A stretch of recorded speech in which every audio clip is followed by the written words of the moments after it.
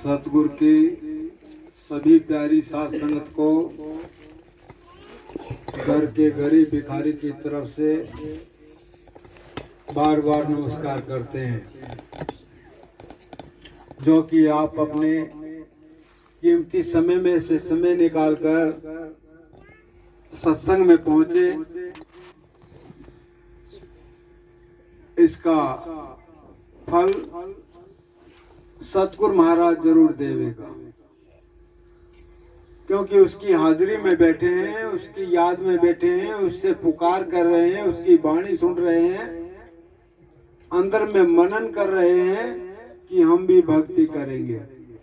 तो सबको वो मालिक जरूर अपना आशीर्वाद देकर आप लोगों को अपनी तरफ, यानी परमात्मा अपनी तरफ खींचने का प्रयास जारी रखेगा।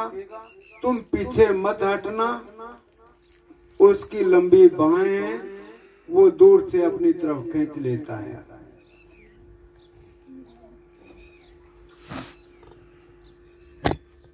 सतगुरु तेरा कर ले बेरा,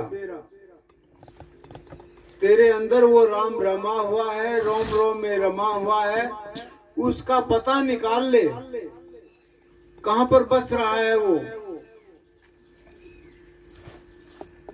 बाहर मत फिर, बाहर फिरने से कोई आने जाने नहीं है। बाहर जितना भी हम देख रहे हैं, माता पिता को देख रहे हैं, भाई बहन को देख रहे हैं, संत गुरु को देख रहे हैं, ये सब नाशवान दुनिया है। ये शरीर नाशवान है, चाहे राजा रंक फकीर बादशाह कोई भी क्यों ना हो, सबका शरीर नश्वर है, फना होने वाला है। तो इस शरीर का क्या देखना है? अंदर में जो रम्या हुआ राम है उसको देखो, उसका दीदार करो, तभी बेड़ा पार होगा। अंदर में झांकी लगाकर राम रूप हो जाओ। कहे 600 मस्ताना करो, घट गंगा में स्नान, चलो सब राम बनके। 600 मस्ताना जी महाराज ने सबके लिए कहा है कि हर कोई राम बन के चले, जलाद कसाई बन के ना चले, राम बन करके चले। आपके अंदर राम है, जैसे फूल के अंदर खुशबू समाई हुई है, लेकिन खुशबू अलग नजर नहीं आती। इसी तरह राम हर प्राणी के, हर जिया जंतु के, हर दरख्त के पत्ते पत्ते में उसका रूप, उसका प्रकाश रमा हुआ है।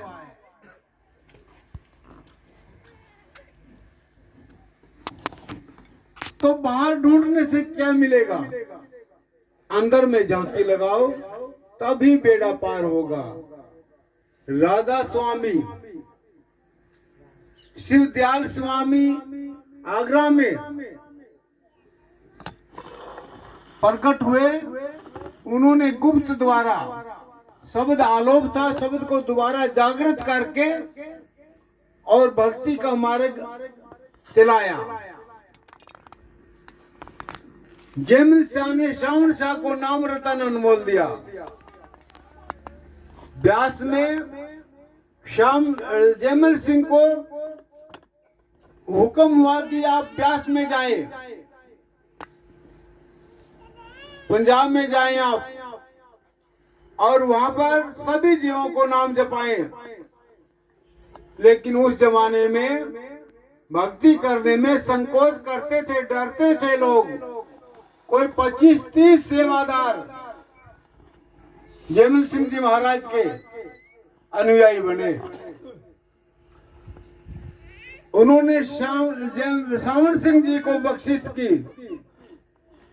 तब तक भी बहुत कम ही सेवादार थे। सावन सिंह जी ने श्याम मस्ताना जी को हुक्म दे करके सरसा में धाम बना करके दिया कि आप जीवों का उद्धार करने के लिए आदेश किया, नाम जपाओ और जीवों का बेड़ा पार करो। 600 मस्ताना जी महाराज ने नूर सिंह जी महाराज को अपना नूरी खलका उड़ा करके शब्द की बख्शिश दे करके कहा कि सभी जीवों को नाम जपा करके पार करो।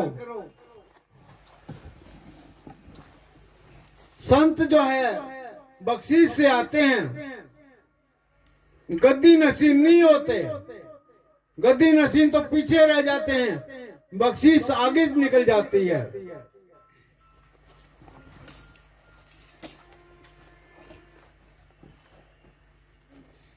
गद्दी नसीन तो वो होते हैं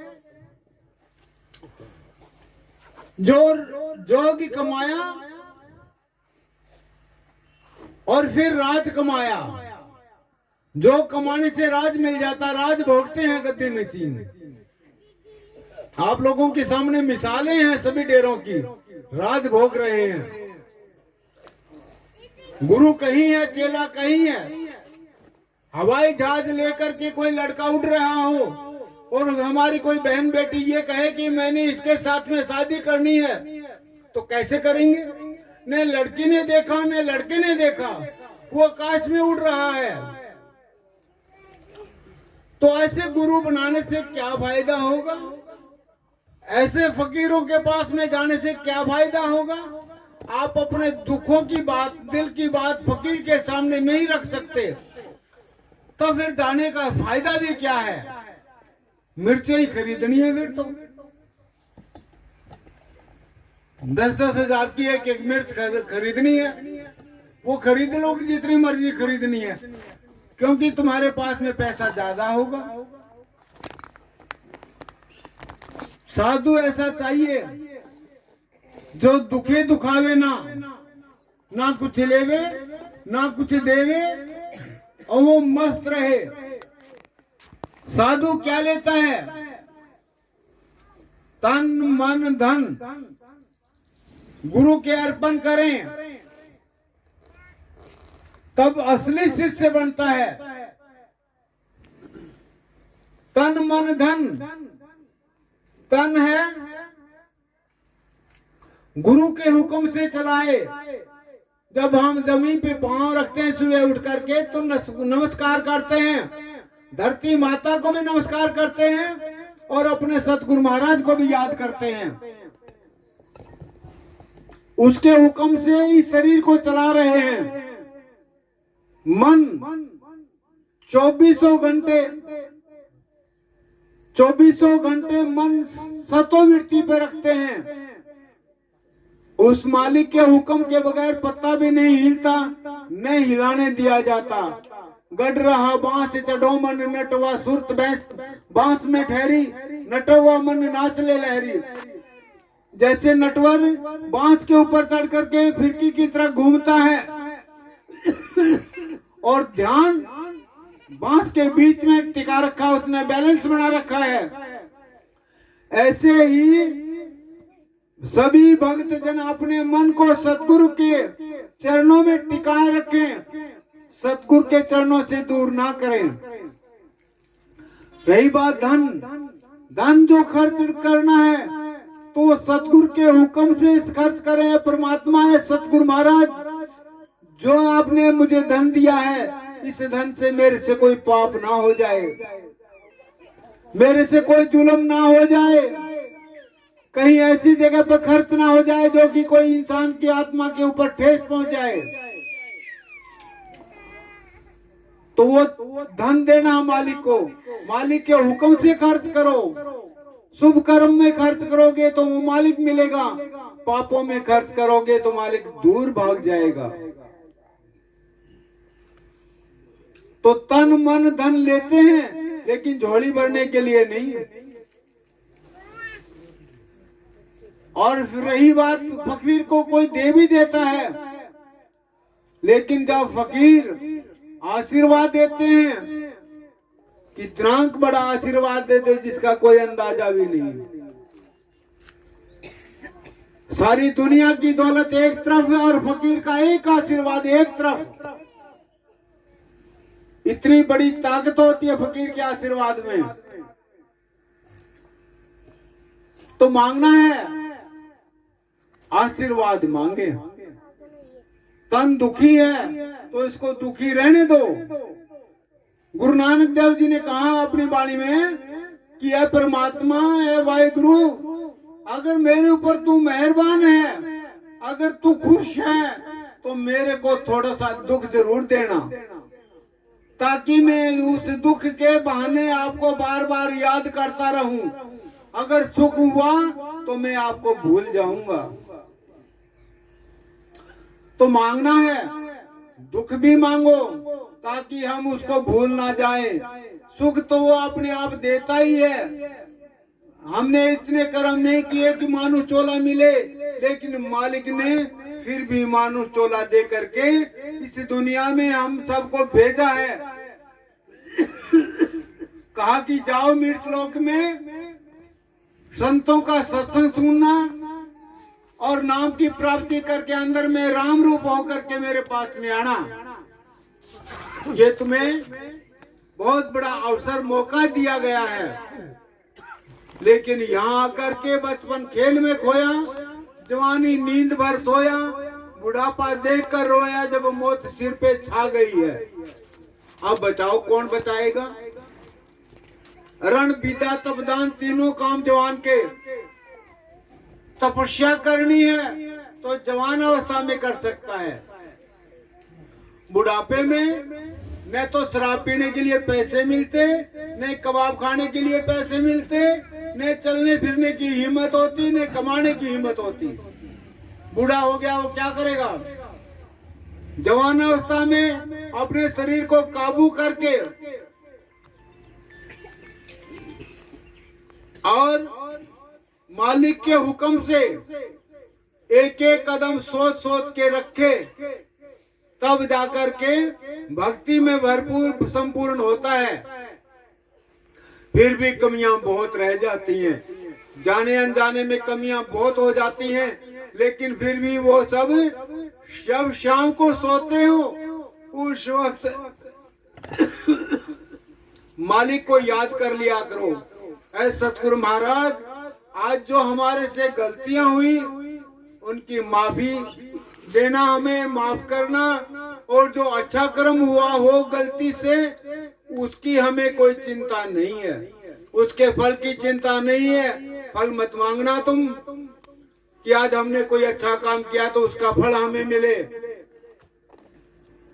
फल तो अपने आप ही दे देता है। आजाद सत्संग में लगा, सत्संग में लगने के बाद में बेचारा शादी के बगैर रह गया, तो सभी संगत ने कहा कि शादी होनी चाहिए, शादी हो गई। सभी संगत ने कहा बच्चे होने चाहिए, बच्चे भी हो गए, बच्चे भी शादी के काबिल हो गए। लेकिन इस बेचारे ने, गरीब ने, सत्संग करवाते करवाते सोचते सोचते सोचते सोचते आज दिन मिला है। चलो आज भी मिल गया, ये भी बहुत अच्छा हुआ।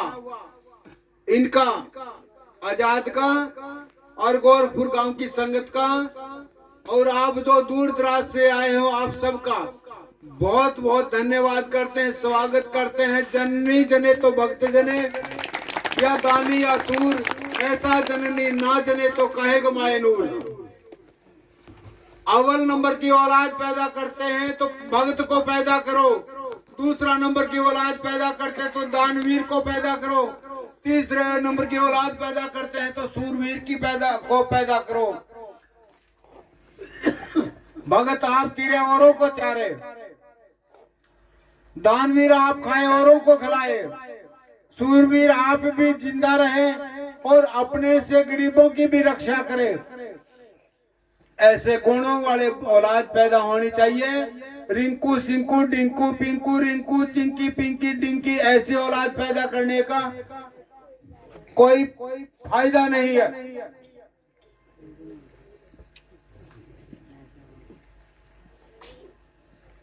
जंगल में शेर तो एक ही बहुत होता है, पूरे जंगल की रक्षा करता है। उसके बर्बाद करने के लिए जंगल में कोई आदमी नहीं घुसता। तो इसी तरह तुम्हारे अंदर में नाम रूपी शेर जागृत हो जाएगा, आत्मा शेर रूप धारण कर लेगी, तो विषय विकार काम क्रोध लोभ मोह अहंकार आशा तृष्णा मोह ममता मन चित्त बुद्धि 5 तत्व 25 प्रकृतियां 3 शिकारा सब के सब मैदान छोड़ करके भाग जाएंगे और आत्मा शेर रूप होकर के दहाड़ मारेगी। तो वो दहाड़ मालिक के घर में सुनेगी। कौन सी दहाड़? सुमरन वाली। जब तुम सुमरन करते हो तो वो एक एक श्वास का सुमरन मालिक के घर में जमा होने लग रहा है।